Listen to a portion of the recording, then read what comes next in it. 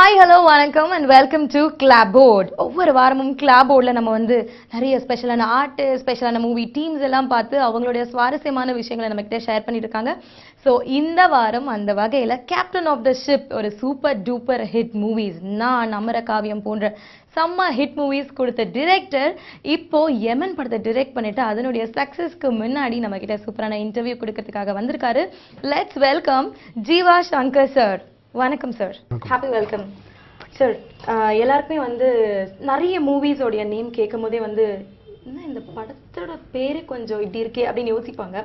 So யோசிக்க முடியாத ஒரு பேர், ஆக்சுவலாக இது வந்து நெகட்டிவ் அப்படின்னு தான் யோசிப்பாங்க நிறைய பேர்.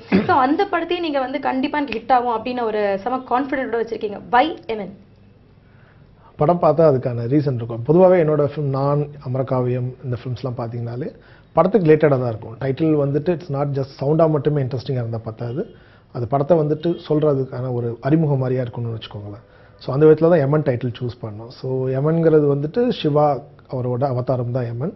யமன் தர்மராஜன் அவர். ஸோ தர்மத்தை காக்கக்கூடிய கடவுள். ஸோ அந்த மாதிரியான ஒரு கேரக்டர் அப்படிங்கிறதுனால யமன்கிற டைட்டில் சூஸ் பண்ணியிருக்கேன். அரசியலில் ஈடுபட போகிறேன். அரசியல் ஒரு சாக்கடைன்னு சொல்லுவாங்க, ஆனா அதுல இருக்கவனுக்கு மட்டும்தான் தெரியும் அது மனுஷனோட ரத்தமும் சதையும் கலந்தோட சாக்கடைன்னு.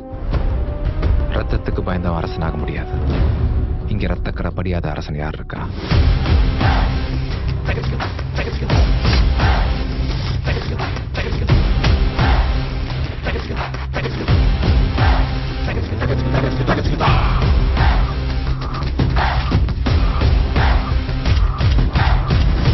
இது சகுனிகளும் சாணக்கியங்களும் ஆடுற ஆட்டம்னு நான் அவனுக்கு புரிய வைக்கிறேன். எப்பவுமே சாருடைய படத்தில் வந்து ஒரு ட்விஸ்ட் எல்லாம் வச்சிருப்பாரு. ஸோ இப்போ அவர் சொல்றதும் அதுதான், நான் சொல்லிட்டா அது சுவாரஸ்யம் குறைஞ்சிரும்ல, நீங்க போய் பாருங்க அப்படின்னு சொல்றாரு. ஸோ யமன் அப்படின்றத தாண்டி இந்த படத்துல யமன் என்ன பண்றாரு? இந்த படத்தில் விஜய் ஆண்டனி தான் யமனா பண்ணியிருக்காரு. பட் இட்ஸ் நாட் வந்துட்டு யமன் டைட்டில் வச்சதுனால இது வந்துட்டு என்ன சொல்றது ஒரு சாமி சார்ந்த படமா அந்த மாதிரிலாம் கிடையாது. ஸோ கம்ப்ளீட்டாக ஒரு அரசியல் பின்னணியில் நடக்கிற கர்மா அப்படிங்கிற விஷயத்த வந்துட்டு பேஸ் பண்ணி பண்ணியிருக்கிற கதை. ஸோ ஓகே சார், இன்னொரு திங் வந்து இப்போ இருக்க சினாரியோவில் வந்து குட்டி பொடி பொட்டஸ்ல இருந்து நிறைய பேர் வந்து பொலிட்டிக்ஸில் வந்து ரொம்ப இம்பார்ட்டன்ஸ் கொடுக்க ஸ்டார்ட் பண்ணிட்டாங்க. அவங்களுக்கு இருக்க ஒரு கியூரியாசிட்டியில் வந்து சுச்சுவேஷனுக்கு தகுந்த மாதிரி ஒரு மூவி அப்படின்னா வந்து ட்ரைலர்லேயே எங்களை கொஞ்சம் மிரட்டிடுச்சு, அரசியலுக்கு வரணுன்ட்டு இல்லை அப்படின்ற மாதிரிலாம் சொல்லி நீங்கள் ஸ்டார்ட் பண்ணியிருக்கீங்க. ஸோ இந்த சுச்சுவேஷனுக்கும் இந்த மூவிக்கும் இதான ஒரு சின்ன ஒரு லிங்க் இருக்கா? இல்லை, நிச்சயமாக கிடையாது. ஏன்னா 2015 நவம்பர் மாதத்தில் அந்த ஸ்கிரிப்டை நான் எழுதி முடிச்சுட்டு அப்போவே ரெஜிஸ்டர் பண்ணிட்டேன். ஸோ 2016 ஃபெப்ரவரியில் நாங்கள் ஷூட்டிங் ஸ்டார்ட் பண்ணோம். ஸோ அக்டோபரில் முடிஞ்சுது. ஸோ நான் என்ன ஸ்கிரிப்டில் எழுதியிருக்கணும் அதுதான் வந்துட்டு படமாக எடுத்திருக்கோம். ஈவன் சிங்கிள் டயலாக் கூட நான் சேஞ்ச் பண்ணலை. இன்ஃபேக்ட் நான் வந்துட்டு ஸ்கிரிப்ட் எழுதினோடனே ரெஜிஸ்டர் பண்ணிவிடுவேன் நான் ரைட்டர்ஸ் அசோசியேஷனில். ஸோ அதனால் வந்துட்டு இன்றைக்கி நாங்கள் படம் முடிஞ்சிருச்சு, போஸ்ட் ப்ரொடக்ஷன் முடிஞ்சதுக்கப்புறம் படம் ப்ரொமோஷன் ஸ்டார்ட் பண்ணலாம் அப்படிங்கிற நேரத்தில் அது பியூர் கோயின்சிடென்ஸ் வந்துட்டு இந்த சிம்பிள் வந்துட்டு இதுவும் 2015 ஸ்கிரிப்டில் இருக்கிற ஒரு விஷயம். ஸோ எங்கள் நேரம் நாங்கள் பொங்கல் டைமில் ரிலீஸ் பண்ணுவோம் அப்படின்னு பிளான் பண்ணோம். ஸோ படம் வரத்துக்கு ஒரு 2 months பிஃபோராக ப்ரொமோஷன் ஸ்டார்ட் பண்ணலான்னு. ஸோ நாங்கள் இது ரிலீஸ் பண்ணுற நேரத்தில் ஜல்லிக்கட்டுன்னு ஒரு விஷயம் போயிட்டு இருந்துச்சு. ஸோ அதை வச்சு தான் பண்ணியிருக்காங்க. ஈவன் ஃப்ரெண்ட்ஸ் கூட கேட்டாங்க, இது என்ன புதுசாக எடுத்தீங்களா இப்போ இதுக்காக அப்படின்னு சொல்லிட்டு. ஸோ அதே மாதிரி பார்த்தீங்கன்னா இப்போ ட்ரைலர் டீசர் ரிலீஸ் பண்ணுவோம் அப்படிங்கிற நேரத்தில் பார்த்தா நம்ம அரசியல் தமிழ்நாடு அரசியல் களத்தோ நடக்கிற விஷயங்களோட ரொம்ப ஒன்றி போயிடுச்சு. என் ஃப்ரெண்ட்ஸும் கூட கால் பண்ணி கேட்டாங்க, இது வந்து இப்போ இதுக்காக பேரலாக பண்ணிட்டு இருக்கீங்களா அப்படின்னு சொல்லிட்டு. அப்படி கிடையாது அப்படின்னு சொல்லி நான் சொல்லிட்டு இருந்தேன். So it's a pure coincidence. 2015 என்ன எழுதி முடிச்சோமோ அதை தான் நாங்கள் படமாக பண்ணியிருக்கிறோம். அது படத்துக்கு ஒரு நல்ல ஒரு விளம்பரம்னு வேணால் சொல்லிக்கலாம். உனக்கு யார் கூட என்ன பிரச்சனை எனக்கு தெரியாது, ஆனால் நான் எந்த தப்பு செய்யாமல் தண்டனை அனுபவிச்சுட்டு இருக்கேன். அப்படின்னா தப்பு பண்ணுறதுக்கான முழு தகுதி எனக்கு இருக்குன்னு அர்த்தம். புரியுதா? நான் தான் முதல்ல சொன்னேன்ல, அவன் ஒரு டைப்பான ஆள். அந்த உயிர் பயம் காட்டி மிரட்டதெல்லாம் வேற வண்டியாவது வச்சுக்கோ. எல்லாத்துக்கும் துணிஞ்சு தாண்டா உள்ள வந்திருக்கேன்.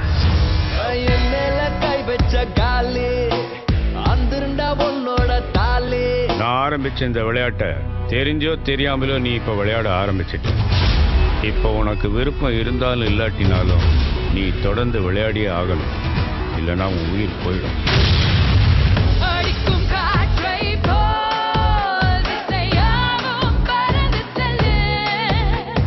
என்ன திடீர்னு அரசியல் ஆசை? சமூகத்தில் மாற்றத்தை கொண்டு வரணும்னா அதுக்கு அரசியல் அதிகாரம் அவசியம். 4 தெருவுக்கு தண்ணி தொட்டி வாங்கி வச்சு மைக்க பிடிச்சி கத்தினா மக்கள்லாம் ஓடி வந்து ஓட்ட போட்டு உன் எம்எல்ஏ ஆக்கிடுவாங்க நினைப்பு. சும்மா சீண்டி பார்க்கணும்னு பண்ணலடா, ஏதோ திட்டத்தோட தான் பண்றான். பணம் இருக்கிறவன் ஓட்டுக்கு பணம் வாங்க மாட்டான், பணம் இல்லாதவன் எப்படி வேணாம்பா. நம்ம இயலாமைய அவங்களுக்கு சாதகமாக பயன்படுத்திக்கிறாங்க. இது சகுனிகளும் சாணக்கியங்களும் ஆடுற ஆட்டம்னு நான் அவனுக்கு புரிய வைக்கிறேன். நான் எலெக்ஷனில் நிற்கிறதுன்னு முடிவு பண்ணிட்டேன். தமிழ் புத்திசாலி. அவனை எதிர்த்து நின்று அழிக்கிறத விட கூட நின்று முடிக்கிறது தான் புத்திசாலித்தனம்.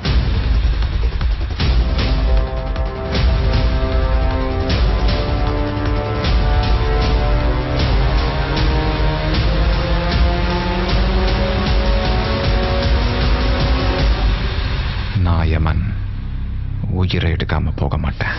அரசியல்ல எதிரில் நிக்க மாட்டான், விசுவாசியா உன் பக்கத்திலே இருப்பான். சார் இப்போ பார்த்தீங்கன்னா நிறைய ஹாரர் மூவிஸ் அப்படியே ஒரு சீசன் இருந்த மாதிரி இருந்தது. இப்போ திடீர்னு அப்படியே தாவி இருக்கீங்க சம்வேர் லைக் அப்படியே நீங்கள் சொன்ன மாதிரி இப்போ இருக்க சினாரியோக்கு கோஇன்சிடென்ஸ் ஆகுற மாதிரி. ஸோ இந்த படத்தோட கதைக்களம் எப்படி இருக்கும்னு எதிர்பார்க்கலாம்? கதைக்களம் நான் சொன்ன மாதிரி அரசியல் பின்னணியில் களம் வந்துட்டு அரசியல். ஸோ அதில் வந்துட்டு விஜய் ஆண்டனி ப்ளே பண்ணுற ரோல் வந்து Tamilarasan character name. So Tamilarasan ஒரு சாதாரண ஒரு மனிதன் அரசியலில் என்ட்ராகி எப்படி பவரில் வந்து உட்காடுறான் அப்படிங்கிறது தான் கதையோட ஐடியான்னு வச்சுக்கோங்களேன். பட் நம்ம எல்லாருக்குமே தெரியும், நம்ம அரசியலை கூர்ந்து கவனிக்கிற ஒரு சமூகத்தில் வாழ்ந்துட்டு இருக்கிறோம் தமிழ்நாடு சவுத்தை பொறுத்த வரைக்கும். ஸோ அந்த விதத்தில் பார்த்தீங்கன்னா சாதாரணமாக இருக்க ஒருத்தர் வந்துட்டு ஈஸியாக பாலிடிக்ஸில் என்ட்ராகி டக்குன்னு பவரில் வந்து உட்காரதெல்லாம் it's not a easy thing. So பெரிய டாஸ்க் அது. அதுக்கான நிறைய பிரச்சனைகள், கஷ்டங்கள், நிகழ்வுகள்லாம் இருக்கும். ஸோ அதெல்லாம் எப்படி கடந்து வந்தால் தான் ஒருத்தன் வர முடியும்னு ஒரு ரியாலிட்டி தெரிஞ்சிருக்கும் நமக்கு. ஸோ எமன் படம் பார்க்கும்போது நிச்சயமாக ஒருத்தன் வந்து பவருக்கு வரணும் அப்படின்னா சாதாரணமாக ஒரு மனிதன் வரணும்னா இந்த மாதிரியான விஷயங்கள் எல்லாம் கடந்து தான் வருவான் அப்படின்னு எமன் படம் பார்த்ததுக்கப்புறம் கரெக்டாக தான் சொல்லியிருக்காங்கன்னு ஒத்துப்பாங்க. ஸோ அந்தளவுக்கு யதார்த்தமாக இந்த கதை இருக்கும். சார் நெக்ஸ்ட் பார்த்தீங்கன்னா லைக் விஜய் ஆண்டனி சாரை வந்து நாங்கள் எங்களுக்கு தெரிஞ்சு ஹீரோ அப்படின்னு அக்செப்ட் பண்ணுறதுக்கு முன்னாடி he was a very good music director.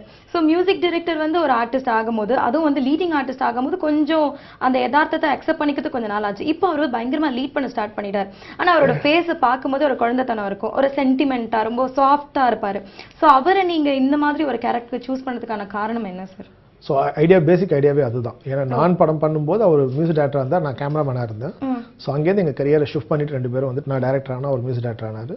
So first film பண்ணும்போது மற்றவங்க பண்ணுற மாதிரி ஜென்ரலாக பண்ணுற மாதிரி ஒரு ஹீரோயின், ஒரு கமர்ஷியலான சாங்ஸ், அந்த மாதிரி விஷயங்கள்லாம் போக வேண்டாம். ஃபஸ்ட்டு நம்மளை ஒத்துக்க வைக்கணும். ஸோ அதனால் அதெல்லாம் இந்த யூஸ்வலாக இருக்க எல்லாத்தையும் அவாய்ட் பண்ணிட்டு தான், அதில் ஹீரோயின் கூட கிடையாது அவருக்கு. ஸோ அப்படி தான் நான் படம் பண்ணோம். பட் இன்றைக்கி அதுக்கப்புறம் ஆஃப்டர் நானுக்கு அப்புறம் வந்துட்டு ஒரு சலீம், பிச்சைக்காரன் எல்லாம் வந்துட்டு பெரிய ஹிட்டான ஃபிலிம்ஸ்லாம் பண்ணிட்டார். ஸோ நாம் இப்போ அடுத்து சேர்ந்து பண்ணுறோம் அப்படிங்கிறப்போ நிச்சயமாக அது அடுத்த கட்டத்துக்கான ஒரு படமாக இருக்கணும். மறுபடியும் நான் மாதிரியான ஒரு ஃபிலிம் பண்ணுறது அவசியம் இல்லை அப்படின்னு தோணுறதுனால ஸோ இந்த கதை வந்துட்டு நான் டைம்லேயே இருந்தது, என்கிட்ட ஐடியாவாக இருந்தது. நான் அப்பயே அவர்கிட்ட சொல்லியிருக்கேன், விஜய் ஆண்டனிக்கு தெரியும் அந்த டைம்லேயே. ஸோ இந்த கதை பண்ணுறேன் அப்படின்னோடனே நம்ம பண்ணலாம் அப்படின்னு சொல்லி 2 பேரும் சேர்ந்து எடுத்த ஒரு முடிவு தான் அது. ஸோ கம்ப்ளீட்டாக இது வந்து இது வரைக்கும் பார்த்த விஜய் ஆண்டனிலேருந்து அடுத்த லெவலுக்கு போகிற ஒரு ஃபில்மாக இருக்கும். ஆஸ் அ டேரக்டர் எனக்கும் சரி விஜய் ஆண்டனிக்குமே அடுத்த கட்டத்துக்கு போகிற ஒரு கம்ப்ளீட் கமர்ஷியல் ஹீரோவுக்கான ஒரு படம். இந்த படத்தில் வந்து நிச்சயமாக படம் பார்த்ததுக்கப்புறம் விஜய் ஆண்டனி ஒரு கமர்ஷியல் ஹீரோவும் தமிழ் ஆடியன்ஸ் வந்து அக்செப்ட் பண்ணிப்பாங்கன்னு நம்புகிறேன். ஆடியன்ஸை நல்லா அழகாக குழப்பிருக்கீங்க இந்த ஒரு தருணத்தில். லைக் நீங்கள் வந்து டிரெக்டர் அப்படின்னு பார்த்துட்டு இருக்க டைமில் நிறைய பேருக்கு இது ஒரு இன்ஃபர்மேஷனும் கூட. I was not only a director, நான் வந்து சினிமா கேமராமேனாகவும் ஒர்க் பண்ணேன் அப்படின்னு நீங்கள் சொல்லும் போது தெரியாதவங்களுக்கு தெரிஞ்சிருக்கும். ஸோ அவரை பார்த்தீங்கன்னா மியூசிக்லேருந்து திடீர்னு வந்து ஒரு ஆர்டிஸ்டாக இருக்கார். ஸோ பயங்கர கன்ஃபியூஷன்ஸில் நீங்கள் அவர் வந்து he could more than a music director, அவர் நல்லா ஆக்ட் பண்ணுவார், அவர் இந்த கேரக்டர் சூட் ஆவார் அப்படின்றது உங்களுக்கு இருந்ததா? இல்லை மோர் தேன் அ கேமராமேன் இவர் நல்லா டிரெக்ட் பண்ணுவார்னு அவருக்கு இருந்ததா? How was your mutual chemistry? So 95லேருந்து நாங்கள் ஒருத்தர் தெரியும், லைலாவில் விஷுவல் கம்யூனிகேஷன் படித்தோம் நாங்கள். ஏன்னா சேம் ஏஜ், பட் அவர் பேச்சுலர் சீட்டு கிடைக்கலங்கிறதுனால நான் 1 இயர் ஜூனியர் ஆகிட்டேன். ஸோ அந்த காலகட்டத்திலேருந்து 2 பேர் தெரியும். பிகாஸ் நான் ஜியோ சார்ட்டை வந்து 97 என் காலேஜ் செகண்ட் இயர் படிக்கும்போது நான் ஒர்க் பண்ண ஆரம்பித்தேன் பார்ட் டைமாக கேமராமேனாக. அவர் வந்துட்டு ஏதோ ஸ்டுடியோவில் வந்துட்டு சவுண்ட் இன்ஜினியராக ஒர்க் பண்ண ஆரம்பித்தார். நாங்கள் படிச்சுட்டு இருக்கும்போது 2 பேரும் வேலை செய்ய ஆரம்பிச்சிட்டோம். ஸோ அப்படியே எனக்கு ஹாஸ்டலர்ஸ்னால நல்ல பழக்கம். அப்புறம் காலேஜ் முடிஞ்சதுக்கப்புறம் ஃப்ரெண்ட்ஷிப் கண்டினியூ ஆனிச்சு. தென் ஒரு ஸ்டேஜில் நான் டைரக்ட் பண்ணலாம் அப்படின்னு ஆசைப்படும் போது அவர் வந்துட்டு நடிக்கணும்னு ஒரு ஆசையில் இருந்தார். ஸோ அதுவும் எங்களுக்கு what was your initial idea? Cinematography pure cinematography 11th standard படிக்கும்போது I decided I from Thanjavur. So அங்கேருந்து வந்ததே வந்துட்டு சென்னைக்கு வந்ததே சினிமாட்டோகிராஃபர் ஆகணும் அப்படின்னு சொல்லிட்டு இதுல தான் ஒரு கொஸ்டினை ஹூக் பண்ணியிருக்கேன். லைக் உங்களை பற்றி நான் தெரிஞ்சுக்கினதுன்னா 11th ஸ்டாண்டர்ட் அப்படின்ன உடனே உங்களோட செகண்ட் ஸ்டாண்டர்ட்ல உங்களை வந்து ஏதோ ஒரு விஷயம் வந்து இன்ஸ்பயர் பண்ணி when you really wanted to jump into a film நீங்க டைரக்ட் பண்ணணும் அப்படின்னும் போது ஏதோ ஒரு இன்சிடென்ட்டோ நீங்க 2ஆம் கிளாஸ்ல இருக்கும்போது இன்சிடென்ட் தான் உங்களை வந்து முதல்ல நான் இந்த படத்தை தான் இந்த மாதிரி இந்த விஷயத்தை தான் நான் வந்து டைரக்ட் பண்ணணும் அப்படின்னு ஸ்பார்க் வந்ததுக்கான காரணம் என்ன? ஸோ அமரகாவியம் அந்த படத்தோட இன்சிடென்ட் செகண்ட் ஸ்டாண்டர்ட் 82 83 சம்திங் அந்த டைமில் தஞ்சாவூரில் லைஃப்பில் ஃபஸ்ட் டைம் கேள்விப்பட்ட மரணம்ங்கிறது வந்துட்டு ஒரு கொலையாக இருந்துச்சு. அதுவும் ஒரு காதலுக்காக நடந்த கொலை அது. ஸோ 82 83 நடந்தது. கிளாஸ் ரூமில் வச்சு ஒரு கேர்ளை வந்துட்டு ஒரு பாய் கொண்டுட்டாங்க. அவ்வளோ தெளிவாக ஞாபகம் இருந்தது. அதான் சொல்கிறேன், இது வந்துட்டு என்ன மாதிரி விஷயங்கள் நம்மளை பாதிக்குதுங்கிறது ரொம்ப எவ்வளோ விஷயங்கள் பார்க்குறோம், எல்லாத்தையும் மைண்டில் வச்சுக்கிறது கிடையாது. அது சில விஷயங்கள் ரொம்ப சாஃப்டான தாக்கத்தை உண்டு பண்ணும், சில விஷயங்கள் வந்துட்டு ரொம்ப ஹார்ஷான ஒரு தாக்கத்தை உண்டு பண்ணும். ஸோ என்னோட லைஃப்பில் வந்துட்டு நான் கேள்விப்பட்ட மரணம்ங்கிறது ஃபஸ்ட்டு மரணம் இப்படி நடந்ததுனால நான் ஃபிலிம் பண்ணலாம் அப்படின்னு முடிவு பண்ணி கேமராமேனாக இருக்கும்போது 2007க்கு அப்புறம் வந்துட்டு டைரக்ட் பண்ணலாம்னு நினைக்கும்போது எனக்கு 2006ல் 2-3 இன்சிடென்ட் நடந்துச்சு தமிழ்நாட்டில். ஸோ ஒரு காதலுக்காக நடந்த மரணம் அப்படின்னு சொல்லிட்டு 2-3 பெண்கள் வந்து கொல்லப்பட்டாங்க. ஸோ எல்லாரும் காதலுக்காக வந்துட்டு நம்ம உயிரை கொடுக்கலாம் அப்படின்னு படம் எடுத்துக்கிட்டு பேசிக்கிட்டு நினச்சிக்கிட்டு இருக்க நேரத்தில் உயிரை எடுக்கலாம்னு ஒரு விஷயம் நடந்துகிட்டு இருக்கு அப்படின்னா அது என்ன ரீசனாக இருக்கும் அப்படிங்கிறதோட விளைவு தான். ஸோ அமரகாவியத்தோட எண்டை வச்சுக்கிட்டு தான் நான் ஸ்கிரிப்ட் எழுத ஆரம்பிச்சேன். நிறைய இன்டர்வியூவில் அதை சொல்லியிருக்கேன். ஸோ அப்படி வந்து அதான் வச்சுக்கோங்க.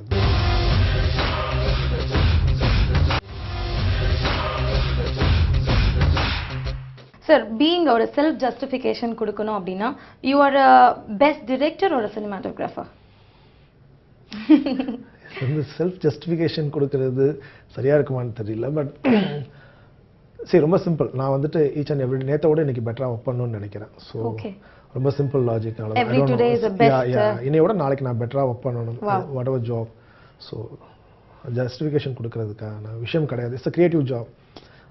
நான் பண்ணிட்டேன் அப்படின்னு நினச்சேன்னாக்கா ஐ டோன்ட் திங்க் க்ரோத்துங்கிறது வந்துட்டு அதுக்கு மேலே இருக்காது. ஸோ நிறைய இருக்குது. நம்ம ஒன்றும் எதுவும் புதுசாக எதுவும் பண்ணவே இல்லை. ரொம்ப அழகான ஒரு விஷயம் sir. Today is very best then yesterday அப்படின்றது ரொம்ப அழகாக இருக்குது. ஸோ இன்னொரு திங் வந்து you working with Vijay Antony sir, project wise second time work பண்ணுறீங்க. ஸோ இது எப்படி இருக்குது as a friend, as an artist? அவரை நீங்கள் எவ்வளோ கம்ஃபர்ட்டாக ஃபீல் பண்ணுறீங்க செகண்ட் ப்ராஜெக்ட் பண்ணும்போது? ஸோ ரொம்ப கம்ஃபர்ட்டாக இருந்தது. ஸோ நான் சொன்ன மாதிரி அது ஆல்மோஸ்ட் 20 years ஃப்ரெண்ட்ஷிப் இருக்குது. அதுக்கு மேலே நம்பிக்கை இருக்குது. ஒருத்தர் மேலே ஒருத்தர் ஆஸ் அ டெக்னீஷியனாக ஃப்ரெண்டாக வந்துட்டு ஒரு பெரிய நம்பிக்கை இருக்குது. இன்ஃபேக்ட் அந்த படம் பண்ணலான்னு சொல்லும்போது இந்த மாதிரி நான் டைமில் சொன்ன ஐடியா இருக்குல்ல, அதுதான் பண்ண போகிறேன். அப்போ ஒரு 10 நிமிஷம் சொன்னேன் அவர்கிட்ட. ஸோ அதுதான் பண்ண போகிறேன் அப்படின்னோடனே அதுக்கு மேலே ஒரு கதை கேட்கல. இந்த படத்தை நம்ம பண்ணுவோம்னு முடிவு பண்ணிட்டோம். ஸோ முடிவு பண்ணிட்டு அதுக்கப்புறம் ஃபார்மாலிட்டி டிஸ்கஷன் மட்டும் தான் இருந்தது. டிஸ்கஷன்லாம் இல்லை, படம் பண்ணுறோன்னு சொல்லி எல்லாமே ஒர்க் ஆரம்பிச்சிட்டோம். ஆரம்பிச்சு 2 months கழிச்சு தான் நரேஷன் கொடுத்தேன் நான் அவருக்கு. ஸோ அந்த அளவுக்கு வந்துட்டு ஒரு கிளியரான ஒரு அப்போ அந்த டைமில் ஒரு பிச்சைக்காரன் அண்ட் சைத்தானோட எண்டில் இருந்தார், ஷூட்டிங் முடிகிற ஸ்டேஜில் இருந்தார். அது முடிச்ச உடனே வித்தின் 3-4 monthsல அவருக்கு அந்த பியர்ட் அதில் மீச தாடிலாம் இல்லை. ஸோ இதில் லுக்கெல்லாம் சேஞ்ச் பண்ணுங்கிறதுக்காக நீட் அந்த ஷூட்டிங் முடிஞ்சதுக்கப்புறம் ஒரு 3 months வந்துட்டு லுக்காக தாடி மீசெல்லாம் வளர்க்கணும் அப்படிங்கிற டைம் இருந்தது. ஸோ ஆனால் அதுக்கு முன்னாடியே டிசைட் பண்ணிட்டோம் இந்த கண்டென்ட் இதுதான் தெரியும், கம்ப்ளீட் ஸ்கிரிப்ட்லாம் கேட்காம பண்ணுறோன்னு டிசைட் பண்ணிட்டோம். அதுக்கப்புறம் தான் நான் வந்துட்டு நரேஷனே கொடுத்தேன். ஸோ அந்த அளவுக்கான ஒரு ட்ரஸ்ட் நிச்சயமா 100% உண்டு. ஈவன் படம் எடுத்ததுக்கப்புறம் இது எப்படி ஷேப்பப் ஆகுது, கரெக்டாக வருதா இல்லையா, அந்த இடையில வந்து எடிட்டில் எட்டி பார்க்குறது, அந்த மாதிரி விஷயங்கள் கூட எதுவுமே கிடையாது. So pure trust. ஒன்ஸ் நான் எல்லாம் முடிஞ்சதுக்கப்புறம் டப்பிங் தான் வந்து பார்த்தாரு. ஸோ ஷூட்டிங் ஸ்பாட்டில் இந்த இடத்துல நான்லேயே அது இருந்தது கிடையாது. So complete freedom. Not only trust but நான் ஜீவா சார் நான் சொன்ன மாதிரி நாங்கள் காலேஜ் டேஸ்லேருந்தே வந்துட்டு இனிஷியலாக சினிமா இண்டஸ்ட்ரியில் என்ட்ரான டேஸ்லேருந்தே தெரியும். ஸோ ஹார்ட் ஒர்க்கிங் ஒரு கேரக்டர்ஸ் 2 பேருமே வந்துட்டு ஒர்க் பண்ணுறதுக்கு தயங்க மாட்டோம். ஒரு கிளியர் பிக்சர் இருந்தது. நாங்கள் அதாவது காலேஜ் ஃபர்ஸ்ட் இயர் படிக்கும்போது we were 19 years or 20 years old. அந்த டைம்லேயே வந்துட்டு நாங்கள் பார்ட் டைமாக ஜாப் பண்ண ஆரம்பிச்சிட்டோம் 2 பேருமே. ஸோ ஒரு கிளாரிட்டி இருந்தது. இட்ஸ் நாட் சும்மா ஏதோ ஜாலிக்காக சுற்றிட்டு இருக்கிற மாதிரி இல்லை. அதனால ரொம்ப கம்ஃபர்ட்டாக இருந்தோம். உனக்கு யார் கூட என்ன பிரச்சனை எனக்கு தெரியாது, ஆனால் நான் எந்த தப்பும் செய்யாமல் தண்டனை அனுபவிச்சுட்டு இருக்கேன். அப்படின்னா தப்பு பண்ணுறதுக்கான முழு தகுதி எனக்கு இருக்குன்னு அர்த்தம். புரியுதா? நான் தான் முதல்ல சொன்னல, அவன் ஒரு டைப்பான ஆள். அந்த உயிர் பயம் காட்டி மிரட்டதெல்லாம் வேற மட்டும் வச்சுக்கோ. எல்லாத்துக்கும் துணிச்சுதான்டா உள்ள வந்திருக்கேன்.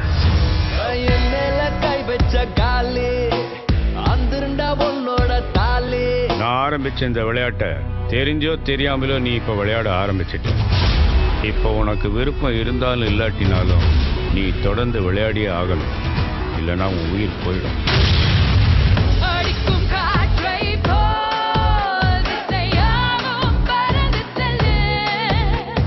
என்ன திடீர்னு அரசியல் ஆசை? சமூகத்தில் மாற்றத்தை கொண்டு வரணும்னா அதுக்கு அரசியல் அதிகாரம் அவசியம். 4 தெருவுக்கு தண்ணி தொட்டி வாங்கி வச்சு மைக்க பிடிச்சி கத்தினா மக்கள்லாம் ஓடி வந்து ஓட்ட போட்டு உன்னை எம்எல்ஏ ஆக்கிடுவாங்க நினைப்பு. சும்மா சீண்டி பார்க்கணும்னு பண்ணலடா, ஏதோ திட்டத்தோட தான் பண்றான். பணம் இருக்கிறவன் ஓட்டுக்கு பணம் வாங்க மாட்டான். பணம் இல்லாதவன் எப்படி வேணாம்பா. நம்ம இயலாமைய அவங்களுக்கு சாதகமாக பயன்படுத்திக்கிறாங்க. இது சகுனிகளும் சாணக்கியங்களும் ஆடுற ஆட்டம்னு நான் அவனுக்கு புரிய வைக்கிறேன். நான் எலெக்ஷனில் நிற்கிறதுன்னு முடிவு பண்ணிட்டேன். தமிழ் புத்திசாலி. அவனை எதிர்த்து நின்று அழிக்கிறதை விட கூட நின்று முடிக்கிறது தான் புத்திசாலித்தனம்.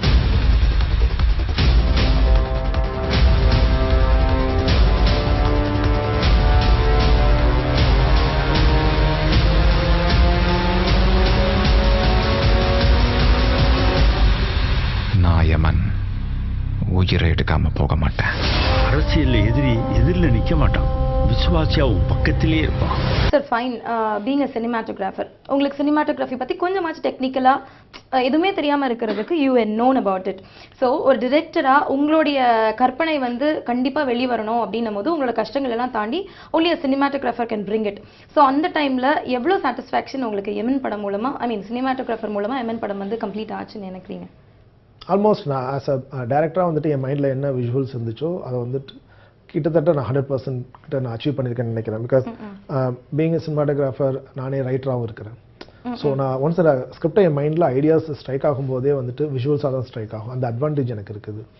ஸோ நான் கதை எழுதும் போதே வந்துட்டு ஸ்க்ரீனில் என்ன வரப்போகுது அப்படின்னு ஒரு கிளாரிட்டி இருக்கும். ஸோ அந்த ஸ்டேஜ் ரைட்டராக இருக்க ஸ்டேஜ்லேருந்தே இந்த விஷுவல் ப்ராசஸிங் ஸ்டார்ட் ஆகிடும்.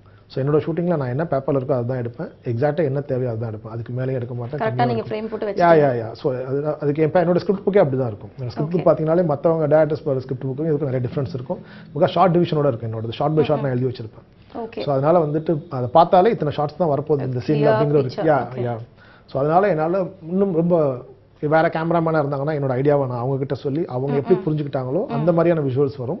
இங்கே எல்லாமே நான் ஒரே ட்ராக்ல போயிட்டு இருக்கிறதுனால என்னால் இன்னும் க்ளோசர் டு த டைரக்டரோட விஷன்ஸ்க்கு வந்துட்டு அச்சீவ் பண்ண முடியுது.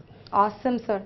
சார் இன்னொரு திங் நான் கேட்கணும். நீங்கள் சொன்னீங்க I did not completely narrate before I start the project அப்படின்னும் போது ஒரு ஆர்டிஸ்ட்க்கு கண்டிப்பாக ஒரு டைரக்டர் சொல்கிறத செய்வாங்க. First of all as a music director நீங்கள் எதுவுமே சொல்லாமல் அவர் எப்படி மியூசிக்கு ப்ரிப்பேர் ஆனார்?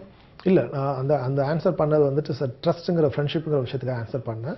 பிகாஸ் அவர் வந்து அந்த டைமில் ஷூட்டிங்கில் இருந்தார். பிச்சைக்காரன் சைத்தான் ஷூட்டிங் போயிட்டு இருக்க டைமில் நாங்கள் அடுத்த ப்ராஜெக்ட் பண்ணுறோங்கிற கமிட்மெண்ட்டுக்கு வந்துட்டோம். ஒன்ஸ் அந்த ஒர்க்லாம் முடிச்சுட்டு வந்ததுக்கப்புறம் தான் நான் நரேஷன் கொடுத்து இந்த தாடி மீசை வளர்க்குற டைமில் நரேஷன் கொடுத்து அங்கேருந்து வந்து அஸ் அ ஹீரோவாகவும் சரி அதுக்கான ப்ராக்டிஸ் அதுக்கான ரீடிங் செஷன்ஸ் போகிறது அந்த மாதிரியும் சரி மியூசிக் டைரக்டராகவும் சரி அங்கேருந்து தான் ஒர்க் அதுக்கப்புறம் தான் ஆரம்பிச்சுது.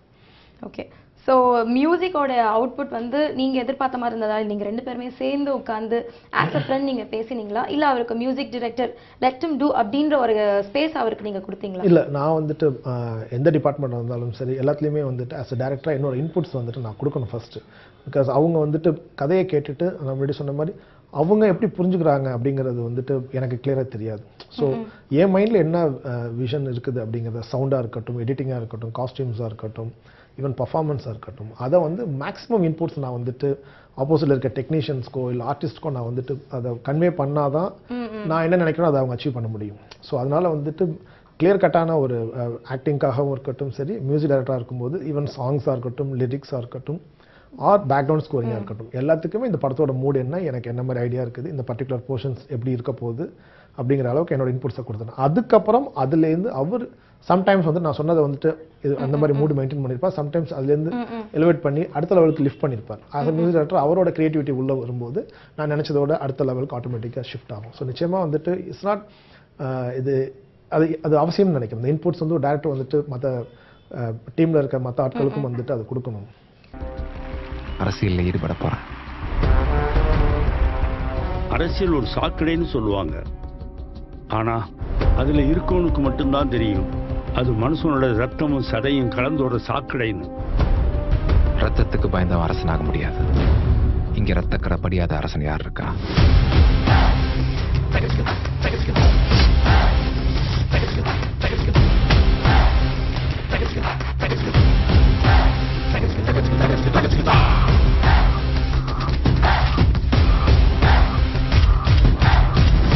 இது சகுனிகளும் சாணக்கியங்களும் ஆடுற ஆட்டம்னு நான் அவனுக்கு புரிய வைக்கிறேன். நீங்க சொல்லும் போதே ஒரு மைண்ட் மேப்பிங் அப்படின்னு சொல்லுவாங்க. ஸோ அது பாட்டு நான் அலை மோதிட்டே இருக்கு. இப்படி பண்ணியிருப்பாங்களா, ஓ இதுதான் இப்படிதான் அதுதான் அதை சொல்லிட்டு இருக்கிறதுக்குள்ளே லைக் வெரி கிளியர் இதுக்குள்ள அப்படின்ட்டு. ஒரு கேஸ்டிங்க்கு வரும்போது யூ வாஸ் வெரி கிளியர், இந்த கேரக்டருக்கு இங்கே சூட் ஆகாது அப்படின்னு எனக்கு தெரியும் அப்படின்னு நீங்க சொன்னீங்க. So coming to the artist Thiyagarajan sir, அவர் ரொம்ப சீனியர் ஆர்டிஸ்ட். ஸோ நீங்க அவரை சூஸ் பண்ணதுக்கான காரணம் என்ன? டிட் உங்களுடைய ஐடியாலஜியை பர்ஃபெக்டாக கொடுத்தாரு அப்படின்றது, அவரை பற்றி நீங்கள் கொஞ்சம் சொல்லுங்க. ஸோ அவர் பண்ணுற கேரக்டர் நேம் வந்து கருணாகரன் ஒரு கேரக்டர். ஓகே. ஸோ ஒரு அரசியல்வாதி கேரக்டர் தான், படத்தில் முக்கியமான ஒரு ரோல். ஓகே. ஸோ நான் அந்த கேரக்டர் வந்துட்டு சமீப காலமாக ஆடியன்ஸ் வந்துட்டு நிறையா திரையில் பார்த்து பரிச்சயமாகாத ஆட்களாக இருந்தால் இன்னும் ஃப்ரெஷ்ஷாக இருக்கும் அப்படின்னு சொல்லி தோணுச்சு. But I don't want go with newcomers. Okay. So அப்படிங்கிறப்ப யாரை வச்சு போகலாம் அப்படின்னு பார்க்கும்போது எனக்கு 2 ஆர்டிஸ்ட் என் மைண்டில் வந்தாங்க. ஒன்று தியாகராஜன் சார், அதர் ஒன் மலையாள ஆக்டர் ஸ்ரீனிவாசன் சார். ஸோ நான் ஃபர்ஸ்ட் ஸ்ரீனிவாசன் சார் போய் மீட் பண்ணிட்டு வந்தேன். எனக்கு பர்ஃபெக்டாக இருந்தார். தென் அதுக்கப்புறம் செகண்ட் மீட்டிங் நான் தியாகராஜன் சாரை மீட் பண்ணேன். இந்த 2 ஆப்ஷனும் பார்த்துருவோன்னு. தியாகராஜன் சாரை மீட் பண்ண உடனேக்கே எனக்கு கிளியராக ஒரு ஐடியா கிடச்சிச்சு, இவர் தான் ஆப்டான, நான் எதிர்பார்த்துட்டு இருந்த மைண்டில் இருந்த கேரக்டர் இவர் தான் அப்படின்னு சொல்லிட்டு. ஸோ அவர்கிட்ட அப்புறம் நரேஷன் கொடுத்தேன். கதை கேட்டோன்னே அவர் ரொம்ப இம்ப்ரெஸ் ஆகிட்டார். ஸோ என்னைக்கு நான் ஷூட்டிங் வரணும்னு சொல்லுங்கள், நான் வரேன் அப்படின்னு சொல்லிட்டு இம்மீடியட்டாக, ஏன்னா அவர் இடையில வந்துட்டு ஃபிலிம்ஸ் நடிக்கிறதெல்லாம் குறைச்சிக்கிட்டு டைரக்ஷன் ப்ரொடியூஸ் பண்ணுறது அந்த மாதிரி இதில் கான்சன்ட்ரேட் பண்ணிட்டு இருந்தார். ஒன்ஸ் இந்த கதை கேட்டதுக்கு அப்புறம் அன்னையிலேருந்து நான் ஃபைனல் டே அவர் ஷூட்டிங் போர்ஷன் முடிக்கிற வரைக்கும் கம்ப்ளீட் என்னோட கம்ஃபர்ட்டுக்கு ஒரு சீனியர் ஆர்டிஸ்ட், ஒரு ப்ரொடியூசர், டைரக்டருங்கிறதெல்லாம் அந்த இமேஜ்லாம் ஓரமாக வச்சுட்டு ஒரு நியூ கமர் ஆர்டிஸ்ட் மாதிரி வந்துட்டு அவ்வளோ ஃபென்டாஸ்டிக்காக on screen and off screen வந்துட்டு அவ்வளோ கோஆப்ரேஷன் எக்ஸலண்ட்டாக பண்ணியிருக்காரு. நிச்சயமாக அவர் சமீபத்தில் இன்டர்வியூ கூட சொன்னார், எமன் படம் கேரக்டர் வந்துட்டு என்னோட கரியர்லேயே நான் பண்ண பெஸ்ட்டு கேரக்டர் நான் சொல்லுவேன் அப்படிங்கிற வார்த்தையை யூஸ் பண்ணியிருந்தார். ரொம்ப சந்தோஷமாக இருந்துச்சு. நிச்சயமாக நாளைக்கு ஆடியன்ஸ் படம் பார்க்கும்போது அவங்களும் அதை அக்ரி பண்ணுவாங்கன்னு நம்புகிறேன்.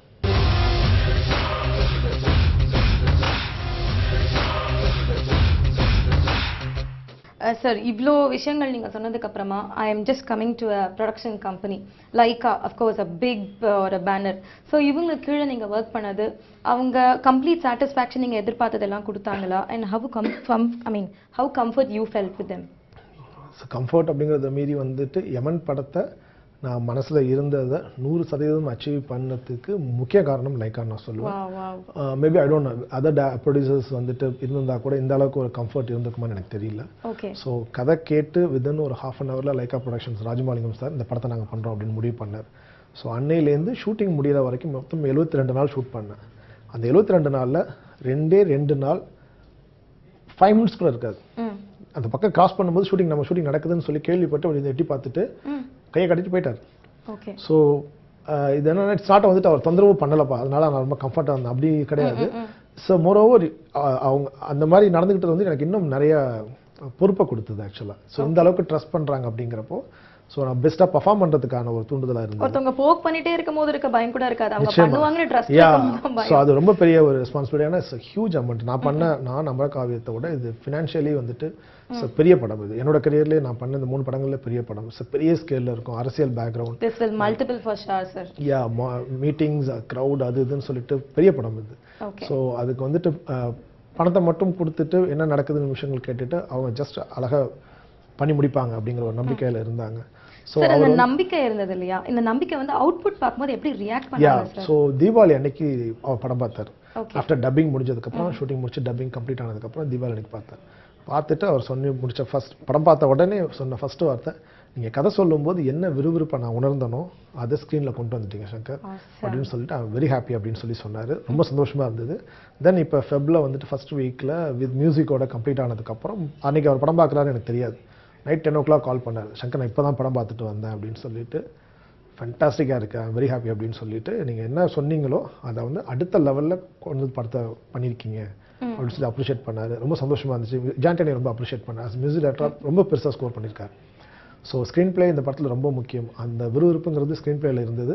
அது அடிஷ்னலாக வந்துட்டு டபுள் டைம் பண்ணி விட்டது ஜான்டனியோட பேக்ரவுண்ட் ஸ்கோர். அஃப்கோர்ஸ் ஏதோ ஒரு விறுவிறுப்பு அப்படின்றத ஒரு தூண்டுதல் வந்து இந்த படத்தை பார்க்கணும் அப்படின்னு சொல்லிட்டு people are waiting. It is because சினாரியோக்கு கொஞ்சம் மேட்ச் பண்ணுறதால. So we are also waiting. Sir, இதை தாண்டி நான் உங்ககிட்ட கேட்டேன், உங்களோட செல்ஃப் ஜஸ்டிஃபிகேஷன் கேட்டேன். திரும்ப நான் விஜய் ஆண்டனி சார் பற்றி நான் கேட்குறேன். லைக் அவர் வந்து is he a good direct artist or a music director? Sir both அப்படின்னு சொல்லலாம். சரி, ரீசன் என்னன்னாக்கா நான் எது பண்ணாலுமே வந்துட்டு முழு மனசோட ஃபுல் 100% எஃபோர்ட் போடக்கூடிய ஒரு பர்சன். ஸோ போதும் இது அப்படின்னு தயங்க மாட்டார். இப்போ இந்த நிமிஷம் வந்துட்டு படத்தோட விஷுவல் சைடில் ஒர்க்லாம் முடிஞ்சிருச்சு. பட் சவுண்ட் டிசைன் அவர் தான் பண்ணுறாரு.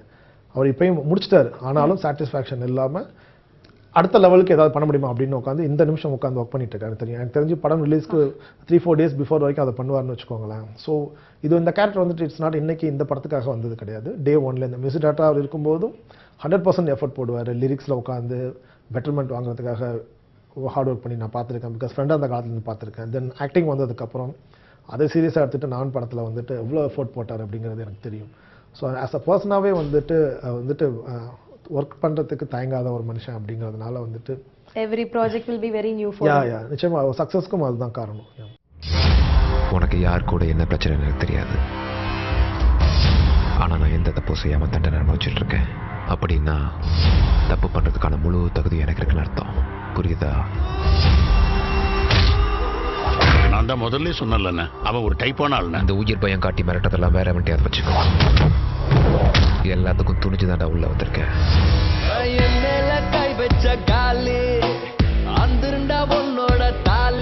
நான் ஆரம்பிச்ச இந்த விளையாட்டை தெரிஞ்சோ தெரியாமலோ நீ இப்போ விளையாட ஆரம்பிச்சிட்ட. இப்போ உனக்கு விருப்பம் இருந்தாலும் இல்லாட்டினாலும் நீ தொடர்ந்து விளையாடியே ஆகணும். இல்லைன்னா உன் உயிர் போயிடும்.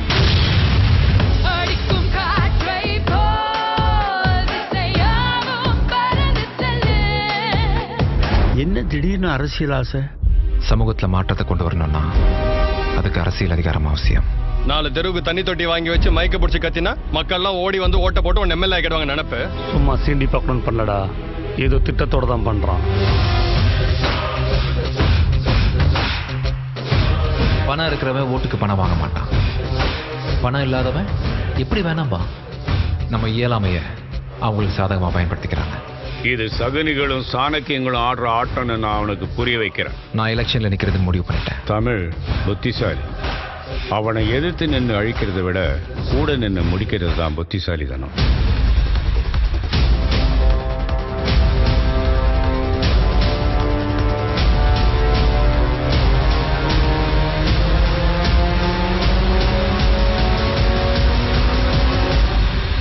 நான் யமன், உயிரை எடுக்காம போக மாட்டேன்.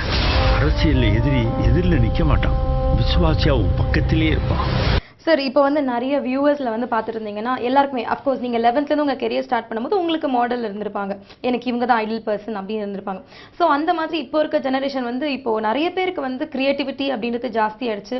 எப்படியாவது நான் மீடியாக்குள்ளே வரணும், அது வந்து டிரெக்ஷன் ஃபோட்டோகிராஃபின்றது நிறைய பேர் இருக்காங்க. ஸோ அந்த மாதிரி பசங்களுக்கு நியூ கம்மர்ஸ்க்கு நீங்கள் வந்து என்ன சொல்லணும்னு நினைக்கிறீங்க? ஸோ அட்வைஸ் பண்ணுறதுக்கு ஒன்றும் கிடையாது. இது வந்து இந்த ஜாப் வந்துட்டு it's not like other profession மாதிரி சர்டிஃபிகேட் காட்டி ஒரு குவாலிஃபிகேஷன் காட்டி வர ஜாப் கிடையாது சினிமாங்கிறது. கண்டிப்பாக சார் நிறைய சினிமாங்கிறது இட்ஸ் நாட் ஒரு பர்டிகுலர் டிபார்ட்மெண்ட் கிடையாது, நிறைய டிபார்ட்மெண்ட்ஸ் உள்ளுக்குள்ளே இருக்குது. கிளாரிட்டி இருக்கணும் ஃபஸ்ட்டு, என்னவாக போகிறோம் லைஃப்பில். இது சினிமான்னு கிடையாது, எந்த ஒரு ப்ரொஃபஷனாக இருந்தாலும் நான் நெக்ஸ்ட் 10 yearsல என்னவாக போகிறேங்கிறதுக்கான கனவு தான் இன்றைக்கி இருக்கணுமே ஒழிஞ்சு. ஸோ நான் நாளைக்கு என்ன பண்ண போகிறேன்னு சொல்லிட்டு இன்றைக்கி முடிவு பண்ணுறது சரியாக இருக்காது. தட் மீன்ஸ் ஒரு விஷயத்தை தெரிஞ்சுக்கணும். சினிமாவுக்கு வரணும்னா நிச்சயமாக உங்களுக்கு ப்ராக்டிக்கல் நாலேஜ் ரொம்ப முக்கியம், அதோட ரொம்ப அவசியம். தியரி நாலேஜ் ரொம்ப அவசியம், அதோட ரொம்ப முக்கியம் வந்துட்டு ப்ராக்டிக்கல் நாலேஜ். ஸோ நீங்கள் தியரி படிச்சுட்டு விஸ்காமோ இல்லை ஃபிலிம் இன்ஸ்டியூட்டில் படிச்சுட்டு வந்தீங்கன்னாக்கா ஓகே ஃபைன். அப்படி இல்லாட்டினா கூட நிறைய படிக்கணும் ஃபஸ்ட்டு. ஸோ எனி டிபார்ட்மெண்ட் எதுவாக இருந்தாலும் இன்றைக்கி வந்துட்டு வேர்ல்டு வைடு வந்துட்டு இதாகிடுச்சு. அமெரிக்காவில் வர ஃபிலிம்ஸோ யூரோப்பில் வர ஃபிலிம்ஸோ நம்ம இங்கே உட்காந்து பார்க்க ஆரம்பிச்சிட்டோம். ஆட்டோமேட்டிக்காக ஆடியன்ஸ்க்கு ஒரு கம்பேரிசன் வர ஆரம்பிச்சிருச்சு. ஸோ டெக்னிக்கலி நம்ம சவுண்டாக இருக்கணும், க்ரியேட்டிவாக இருக்கணும்னா நிறைய படிக்கணும். உங்களோட விஷன் வந்து இன்னும் ப்ராடாக இருக்கணும். ஸோ இமேஜினேஷன் பண்ணுற கெப்பாசிட்டி இருக்கணும், அட்லீஸ்ட் அதை வளர்த்துக்கணும். தென் இதெல்லாம் வந்துட்டு ஓவர் நைட்டில் நடக்கிற விஷயம் கிடையாது. ஸோ ஒரு பீரியட் ஆஃப் டைம் எடுக்கும். மேபி அது 1 year ஆகலாம், சில பேருக்கு வந்து 5 years ஆகலாம், சில பேருக்கு 10 years ஆகலாம். ஸோ அது வரைக்கும் இட்ஸ் நாட் அபவுட் லக். உங்கள் அஃப்கோர்ஸ் அதுவும் ஒரு பாட்டு இருக்குது, பட் அதை மீறி வந்துட்டு முதல்ல நம்ம லேர்ன் பண்ணிக்கணும். அதுதான் நான் சொல்லுவேன்.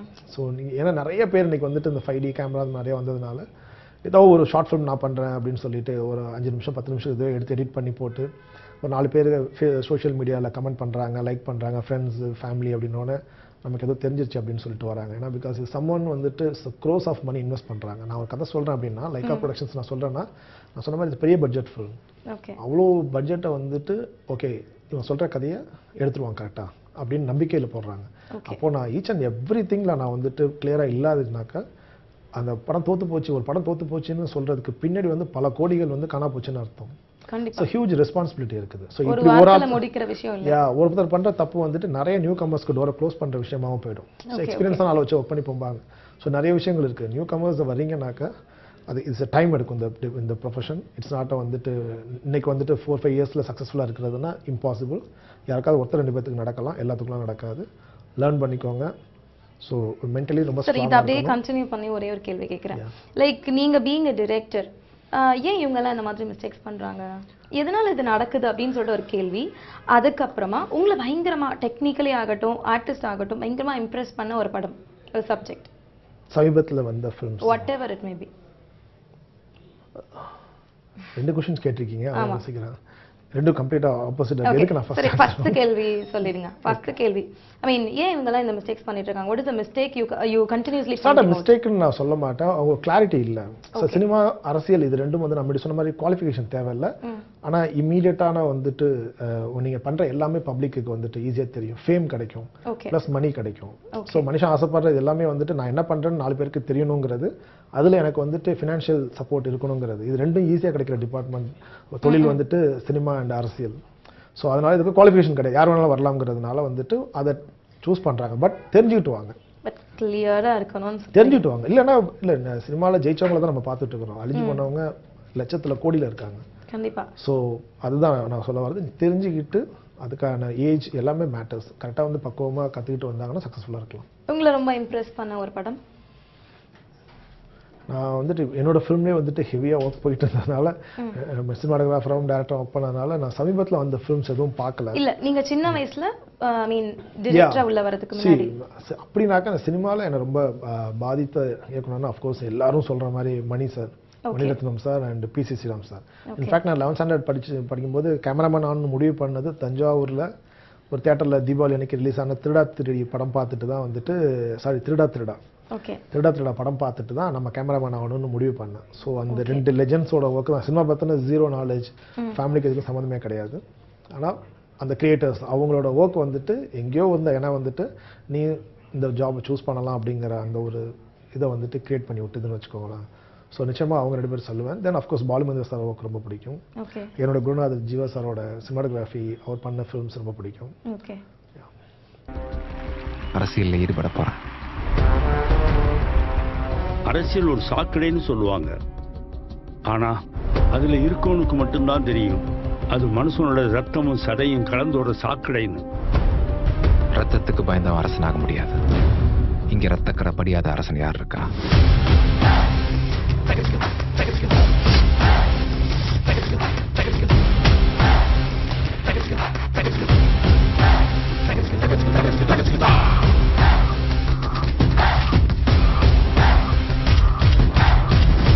இது சகுனிகளும் சாணக்கியங்களும் ஆடுற ஆட்டம்னு நான் அவனுக்கு புரிய வைக்கிறேன். சார், இன்னொரு திங் வந்து லாஸ்டா வாரம் பார்த்தீங்கன்னா நிறைய மூவிஸ் விரல் விட்டு எண்ணவே முடியாது, அந்த அளவுக்கு கம்ப்ளீ நம்பர் ஆஃப் மூவிஸ் ரிலீஸ் ஆகிட்டே இருக்கு. So when compared to those movies, நாங்கள் ஏன் உங்களோட மூவியை நாங்கள் ஏன் பார்க்கணும்? What the viewers will get from it? So இப்போ சமீபமாக நம்ம தமிழ்நாட்டில் நடந்துட்டு இருக்க அரசியல் களத்தினால வந்துட்டு ரொம்ப சூடாக இருக்கிற ஒரு களம் வந்து அரசியல் களம். ஸோ எம்என் படம் வந்துட்டு பேக்ரவுண்டாக அரசியல் தான். அப்படிங்கிறப்போ அரசியல் பற்றின தெளிவு இருக்கிறவங்க, ஆர்வம் இருக்கிறவங்களுக்கு எம்என் படம் வந்துட்டு ரொம்ப ரொம்ப சொன்ன விஷயங்கள் வந்து உண்மை, இதுதான் நடந்துட்டுருக்கு அரசியலில் அப்படிங்கிற ஒரு உத்தரவாதத்தை கொடுக்கும். அரசியல் மேலே விருப்பம் இல்லை, அதை பற்றின நாலேஜ் இல்லாமல் இருக்கிறவங்களுக்கு வந்துட்டு இந்த படம் பார்த்ததுக்கப்புறம் அரசியல்னா என்ன, அது வந்துட்டு இந்த மாதிரி தான் நடந்துட்டுருக்குங்கிற ஒரு தெளிவை கொடுக்கும். ஸோ எதர்வே வந்துட்டு இந்த படம் வந்துட்டு ஆடியன்ஸ்க்கு வந்துட்டு என்டர்டெயின்மெண்ட்டாக இருக்கும். ஸோ அதனால் நிச்சயமாக இந்த படம் வந்து தியேட்டரில் வந்து பார்த்தாங்கன்னா கட்டாயமாக ரசிப்பாங்கன்னு நம்புகிறேன். லவ்லி. லைக் சில விஷயங்களை வந்து எப்பவுமே நாங்கள் ஆர்டிஸ்ட் கிட்ட தான் நாங்கள் அதெல்லாம் இது பண்ணுவோம். லைக் இதெல்லாம் நடந்துச்சு, இந்த மாதிரி இன்சிடென்ட் நடந்துச்சுன்னு சொல்லிட்டு அதை நரேட் பண்ணும்போது நாங்கள் யோசிச்சு சிரிப்போம், அந்த மாதிரி விஷயங்கள் இருந்தது.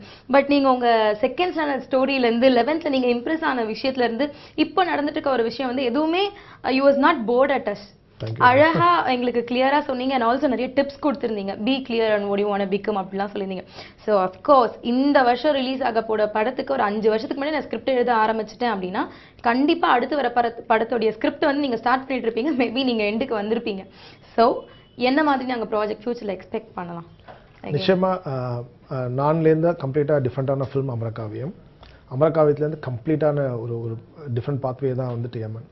ஸோ அந்த வகையில் நிச்சயமாக என்னோட அடுத்த ஃபிலிம் வந்துட்டு இது 3க்கும் சம்மந்தம் இல்லாத ஒரு களம். ஸோ ஸ்கிரிப்ட் ஆஃப்கோர்ஸ் ஸ்கிரிப்ட் தான் ரெடியாக தான் இருக்குது. ப்ரொடியூசர்ஸ் ஆக்சுவலி இது 3மே சம்மந்தமே இல்லாத ஒரு ஸ்டோரி தான் சார். நாட் ஸ்டோரி, பேக்ரவுண்ட் சொல்கிறேன் சார். நான் வந்துட்டு சிட்டியில் நடக்கிற ஒரு த்ரில்லர் மூடில் இருக்கும். அமரகாவியம் பீரியடில் நடக்கிற ஒரு பியோர் டீனேஜ் லவ் ஸ்டோரி. தென் இது வந்துட்டு ஹார்ட் கோர் ஒரு பொலிட்டிக்கல் ட்ராமா. இது வந்துட்டு யமன். ஸோ அது வந்து கம்ப்ளீட்டாக வேற ஒரு இது 3த்துலேயும் சேராத இன்னொரு வகையாக இருக்குது. அது ரொம்ப கான்ஷியஸாக நான் எடுக்கிற டெசிஷன் அது. ஸோ நிச்சயமாக இதுலேருந்து அது வேறுபட்ட ஒரு களமாக இருக்கும் கட்டாயமாக. அஃப்கோர்ஸ் உங்களோட ப்ரொடியூசர்ஸ் வந்து உங்ககிட்ட எந்த அளவுக்கு துருதுருப்பாக பார்த்தாங்களோ, ஸோ நீங்கள் பயங்கர இன்ஸ்பிரேஷனாக இருப்பீங்க எங்களோட இதுக்கு.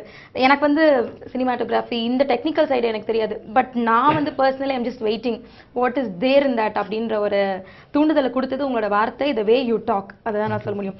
Thank you so very much sir. எங்களுடைய வியூவர்ஸோட சார்பாக இந்த ஒரு படம் வந்து கண்டிப்பாக சூப்பர் டூப்பர் ஹிட் அப்படின்றத தாண்டி, ஸோ இப்போ நாங்கள் சொன்ன உங்களோட ப்ரீவியஸ் 2 ப்ராஜெக்டை வச்சு தான் இதை நாங்கள் ஐடென்டிஃபை பண்ண மாதிரி சொன்னோம். So of course Yaman will be ஒரு ஹேட்ரிக் அப்படின்றத தாண்டி ஒரு பர்ஃபெக்டான ஒரு bookmark in your life இருக்கும் அப்படின்னு சொல்லிட்டு very all the best for your project sir. Thank you very much.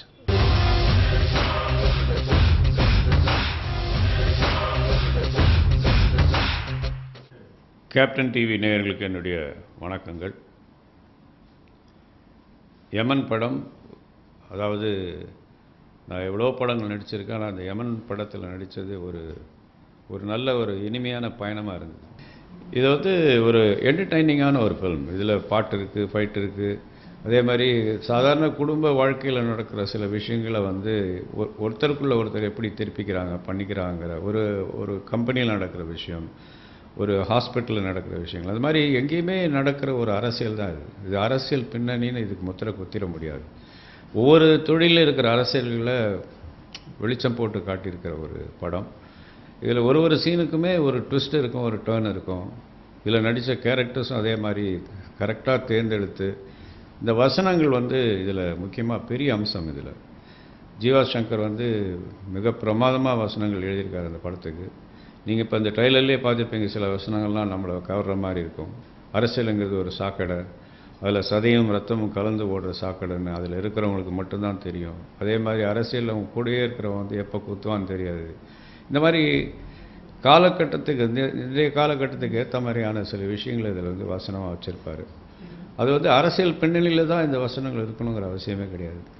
அதே மாதிரி அரசியல்னால் அதில் வந்து சகுனிகளும் சாணக்கியங்களும் இருக்கிற ஒரு இடம். இது மாதிரி நிறைய விஷயங்களை வந்து வசனத்திலேயே வந்து சொல்லியிருப்பார்.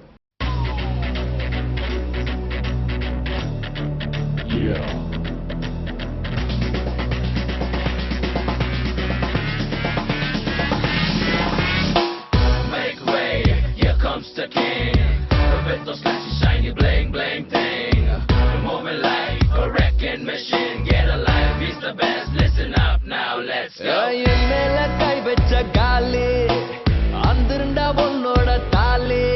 நீ என் மேல கை வச்ச காலே மகனே அந்திருண்டா உன்னோட தாலே. கேளு மரசத்தா நாக்காளி நீ சத்தா இறங்காளி சக்காளி தக்காளி காலே. ஆண்டாதே வேலி முடிஞ்சிருந்தா உன் ஜோலி டூப்பாலே டூப்பாலே டோலே. ஏழு மரசத்தா நாற்காலி நீ சத்தா இறங்காளி சக்காளி தக்காளி காலே. தாண்டாதே வேலி முடிஞ்சிருந்தா உன் ஜோலி டூப்பாலே டூப்பாலே டோலே. என் மேல கை வச்ச காலே அந்திருந்தா உன்னோட தாலே. நீ என் மேல கை வச்ச காலே மகனே அந்திருந்தா உன்னோட தாலே. இது வந்து ஜீவா சங்கர் வந்து எனக்கு ஏற்படுத்தி கொடுத்த மிகப்பெரிய ஒரு வாய்ப்புன்னு நான் அவருக்கு நன்றி சொல்ல விரும்புகிறேன். ஜீவா நல்ல கேமராமேன். அவர்கிட்ட ஒரு இணை ஒளிப்பதிவாளராக இருந்தார். பல படங்களுக்கு இவரே கேமராவும் பண்ணியிருக்காரு. அதாவது அவர் ஆப்ரேட்டிவ் கேமராமேன் இருந்திருக்காரு. ஆனால் அவர் வந்து குரு பக்தியில் அவருடைய ஜீவாவுடைய பேரை தன்னோட இணைச்சிக்கிட்டு ஜீவா சங்கர்னு பேரை வச்சுக்கிட்டு அவர் வந்து பல நேரங்களில் பல இன்டர்வியூவில் அவர் சொல்கிறத நான் கேட்டிருக்கேன். ஒளிப்பதிவாளராக என்னுடைய தொழிலை தக்க வச்சுக்க தான் நான் டைரெக்ஷனில் இறங்கினேன். அப்படி இல்லை, டைரெக்ஷனில் அவர் வைக்கிற ஷாட்டு, அவர் நினைக்கிற விஷயங்கள்லாம் என்னை பிரமிக்க வச்சிருக்கு பல இடங்களில்.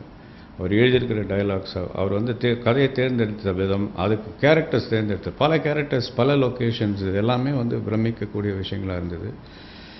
இதில் ஜீவா ஆண்டனி விஜய் ஆண்டனி வந்து அவரோட ஏற்கனவே நான் படம் பண்ணியிருந்தாலும் இந்த படத்தில் வந்து அவர் மிக பிரமாதமாக டான்ஸ் ஆடியிருக்காரு, பயங்கரமாக ஃபைட் பண்ணியிருக்காரு.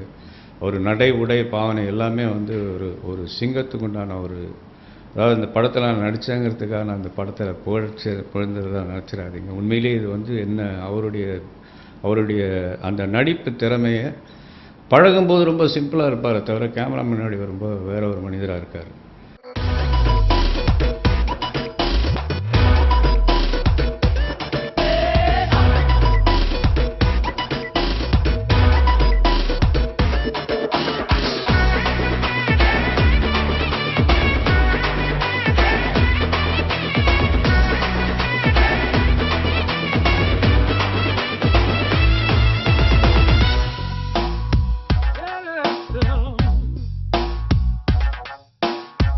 தோற்றம் கண்டு ஏழை போடாதே, ஒண்ணு விட்ட செவிலி கிளிய ஓரம் போடாதே. நான் பட்ட அடியெல்லாம் படிக்கட்டு, ஜெயிக்கத்தான் வந்தேன் நான் புறப்பட்டு. மிஸ் ஆகி போகாது நான் தொட்டு, தம்பி என் பக்கம் நீ சென்றா சரி ஹிட்டு. நான் தூங்க என் கைதான் தலகாணி, எனக்குன்னு இருக்குது தனி பாணி. வில்லுதான் முன்னேற முதல் ஏணி, என் வண்டிக்கு நானே தான் கடையாணி. நான் சிந்து மேலைய கடலாக்கி அதுல கப்பல ஓட்டு வேண்டாம். நான் பட்ட கஷ்டத்தை எருவாக்கி ஒன்ன உருவாக்கி காட்டு வேண்டாம். என் மேல கை வச்ச காலி காலி காலி கால் கால் கால் கால் என் மேல கை வச்ச காலி அந்திருந்தா உன்னோட தாலி. நீ என் மேல கை வச்ச காலி, மகனே அந்திருந்தா உன்னோட தாலி.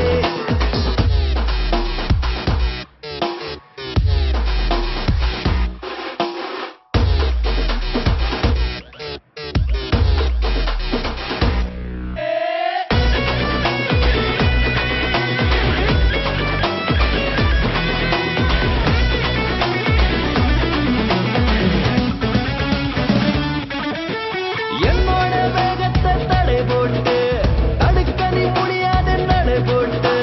நான் போகும் வேகந்தான் ராக்கெட்டு, அந்த ஆகாயம் தாண்டா என் டார்கெட்டு.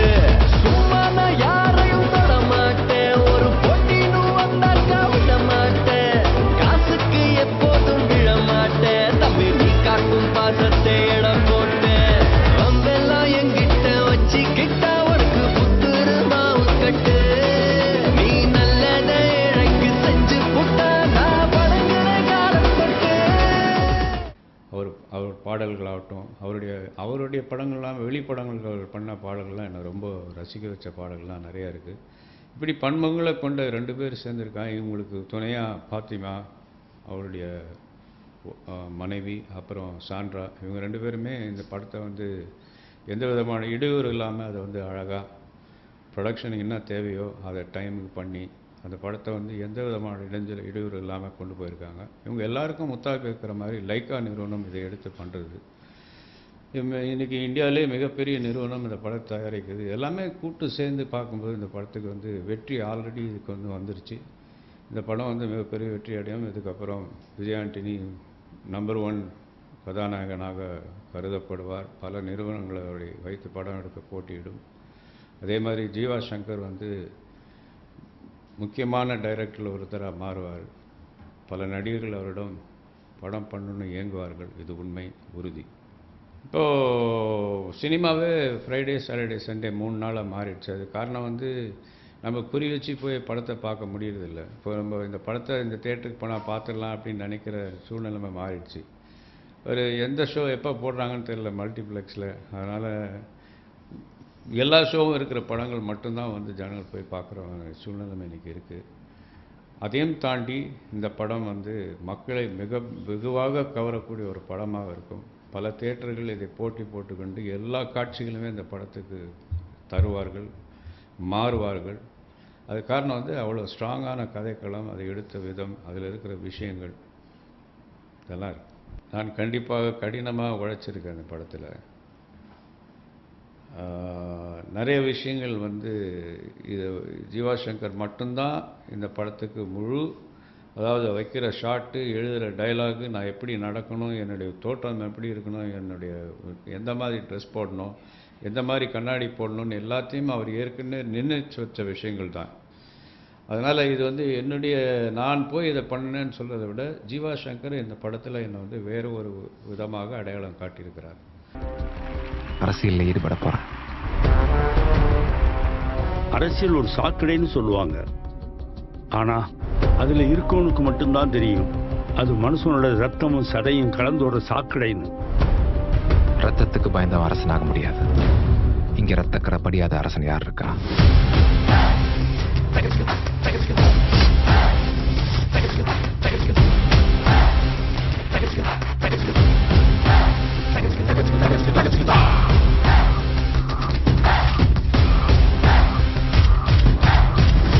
இது சகுனிகளும் சாணக்கியங்களும் ஆடுற ஆட்டம்னு நான் அவனுக்கு புரிய வைக்கிறேன்.